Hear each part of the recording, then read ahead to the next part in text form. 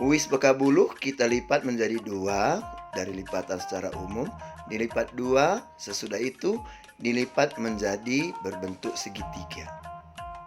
Dari lipatan segitiga kita rapikan serapi mungkin. Kemudian kertas koran kita ambil sudut, dari sudut 1 sudut kita lipat sehingga terbentuklah segitiga 2 buah saling menimpa. Kemudian lipatan koran ini kita masukkan di bagian pertengahan lipatan uis beka buluh yang sudah berbentuk segitiga. Kemudian kita rapikan.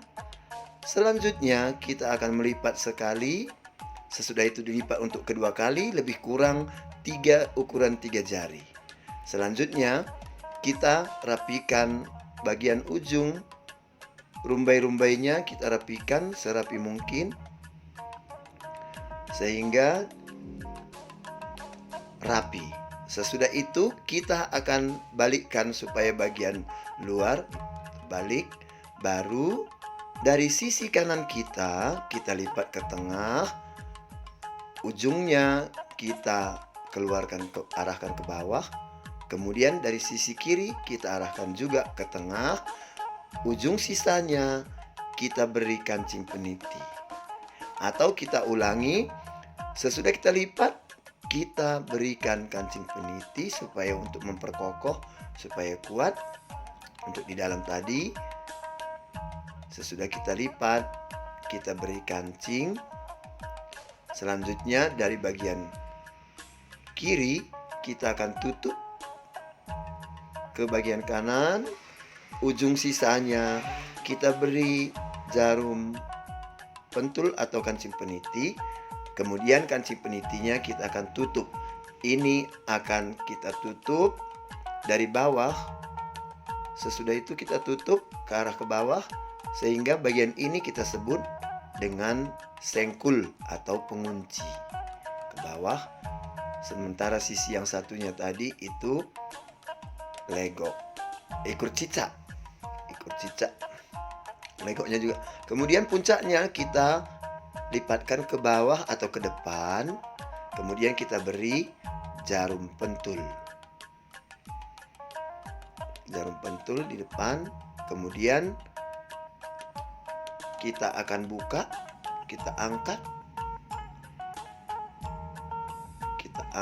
kemudian di tengah kita akan sehingga ada lubangnya, sehingga jadilah seperti topi.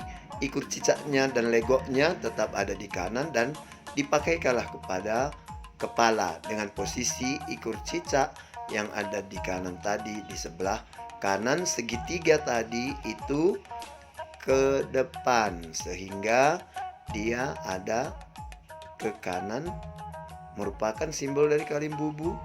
Ke depan itu simbol dari sukut, sementara yang di sisi kiri merupakan simbol anak beru atau pas di sengkul.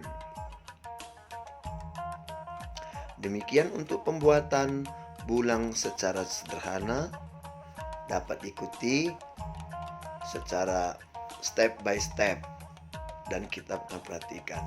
Sekarang kita akan kembali mengulanginya. Dari lipatan dalam lemari kita ambil, kita lipat menjadi segitiga, berbentuk segitiga.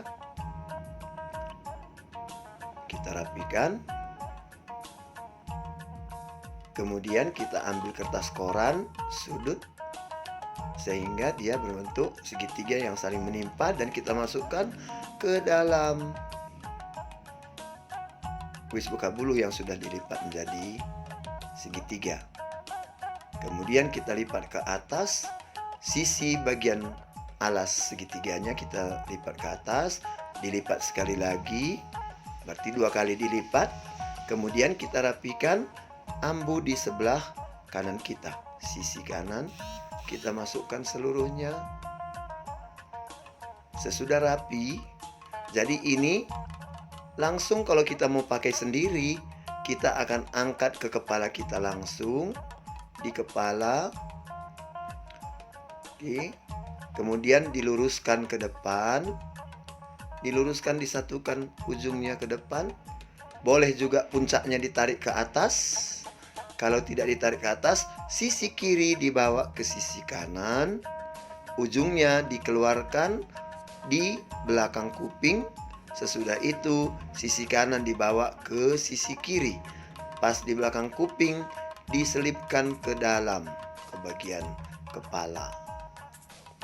Sesudah itu kita akan angkat ke atas segitiga yang paling ujung, paling puncak. Kemudian kembali kita jatuhkan, kita rapikan ke arah depan. Tetap kita rapikan sehingga ujung ambu-ambunya juga tidak ada kelihatan. Dan kita perlu ingat, legok itu harus pas di sisi kanan dan ikur cicak juga pas di sisi kanan. Di sebelah sisi kiri itu ada sengkul. Kita rapikan tetap lebih tinggi di sisi kanan, kemudian di sisi kiri. Demikian cara paling sederhana untuk pembuatan bulang atau tengkuluk bahasa Karo yang dipakai untuk laki-laki, baik pengantin pria ataupun ayah dari kedua mempelai dalam tata rias pengantin adat Karo. Mahkotanya ke depan itu melambangkan sukut. Di sisi kanan lebih tinggi melambangkan simbol kalim bubu. Mahkota di depan melambangkan sukut. Di sisi kanan melambangkan kalim bubu kembali. Di sisi kiri anak beru. Terima kasih. Sampai jumpa kembali di lain waktu. Bujur ras mujua-jua.